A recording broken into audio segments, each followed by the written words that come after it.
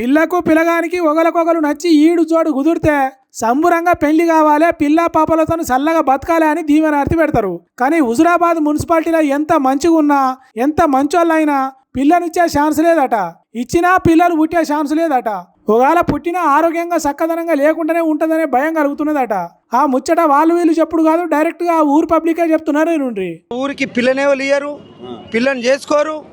ఎందుకంటే ఎందుకు ఇయ్యరు? ఈ డంపింగ్ వాడి వాసన పడి ఆ పిల్లలు అయ్యే అవకాశాలు ఉన్నాయి. పిల్లనిచ్చిన పిల్లలు పడరు. 30 ఏళ్ళు 60 ఏళ్ళు అవుతాయి. రోగాల బారిన పడి తొందరగా జనాలు చేస్తారు, ఓటేస్తారు, దిక్కుంటారు పార్టీలకు. ఓర్ని డంపింగ్ యార్డ్ పాడైపోను. ఊరు జనాలకే కాదు, రాజకీయ పార్టీలకు ఓట్లేసేదానికి కూడా మనసులు లేకుండా చేస్తున్నదంటే అది మామూలు డంపింగ్ యార్డ్ కాదు. పోర్రి 30 ఏళ్లకే ముసలితనం వస్తున్నదట. నయంగాని రోగాలు వచ్చి చచ్చిపోవుడు తప్ప ఇంకోటి జరగదట. అందుకే హుజురాబాద్, సిర్సపల్లి, రంగాపూర్ ఊర్ల నడుమ డంపింగ్ యార్డ్ వద్దంటే వద్దని కొట్లాట చేస్తున్నారు. ఎమ్మెల్యే పాడి కౌశిక్ రెడ్డి 2 రోజుల దీక్ష చేస్తున్నాడు.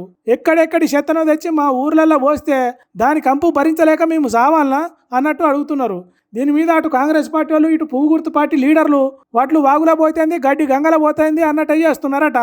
ఈ డంపింగ్ యార్డ్ 2 సంవత్సరాల నుండి, ఇప్పుడు కాదు 2 సంవత్సరాల నుండి కలెక్టర్ గారికి ఇచ్చిన, ఆర్డీఓ గారికి ఇచ్చిన, బండి సంజయ్ గారి కేంద్ర మినిస్టర్ బండి సంజయ్ గారికి ఇచ్చిన, పొన్నం ప్రభాకర్కి ఇచ్చిన, సీఎం రేవంత్ రెడ్డి గారి ఇచ్చిన, ఎవరికైనా లెటర్లు రాసి పంపినా అందరు ఒక్క తీరే ఉన్నారు.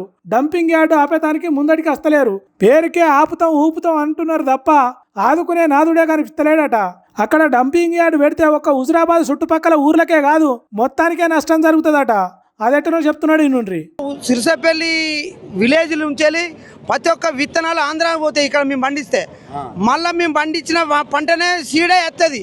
అవన్నీ నోసుకోకుండా అయితే మాకు వాటర్ ఉన్న ఏరియా, ఫోరింగ్ వాటర్ గీటి లేదు, మంచి ఏరియా. దానికి విత్తనాలు తయారు చేసే ప్రాంతం.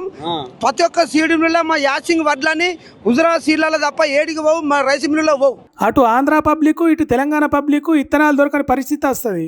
ఒకవేళ దొరికినా ఆ డంపింగ్ యార్డ్ కంపుతోని పుట్టుకొచ్చే ఇత్తనాలు జనాలకు ఆరోగ్యానికి బదులు అనారోగ్యాన్ని కలిగిస్తాయి. కాబట్టి మాకు 2 తెలుగు రాష్ట్రాల పబ్లిక్ సపోర్ట్ చేయాల్సిందే అన్నట్టు చెప్తున్నారు.